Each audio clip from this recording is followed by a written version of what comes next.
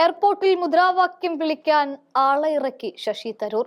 സോണിയയ്ക്കും രാഹുലിനുമടക്കം പുല്ലുവില കൽപ്പിച്ച് കേരളത്തെയും കേന്ദ്രത്തെയും കോൺഗ്രസിന് വിരുദ്ധമായ രീതിയിൽ പുകഴ്ത്തിപ്പാടി കഴിഞ്ഞ ദിവസം കേന്ദ്രമന്ത്രി പീയൂഷ് ഗോയലിനൊപ്പം ഫോട്ടോയുമിട്ട് ആഘോഷമാക്കിയ തരൂർ കഴിഞ്ഞ ദിവസം എയർപോർട്ടിൽ വന്നിറങ്ങിയപ്പോഴാണ് അതീവമായ നാടകീയത അരങ്ങേറിയത്.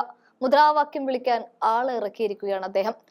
എന്റെ കൂടെ ആളുണ്ടടാ എന്നൊരു കാണിക്കൽ, ഞാൻ വിശ്വപൗരനാണ് എന്ന അഹന്തപ്പേറി നടക്കുന്നതിനിടയിലാണ് ആളെ ഇറക്കി അതിപ്പോൾ പൊതുജന സമൂഹത്തെയും കേന്ദ്ര നേതൃത്വത്തെയും കാണിക്കാൻ തരൂർ ഇങ്ങനെ ഇറങ്ങിത്തിരിക്കുന്നത്. ആ ദൃശ്യങ്ങൾ ഒന്ന് കണ്ടു നോക്കാം.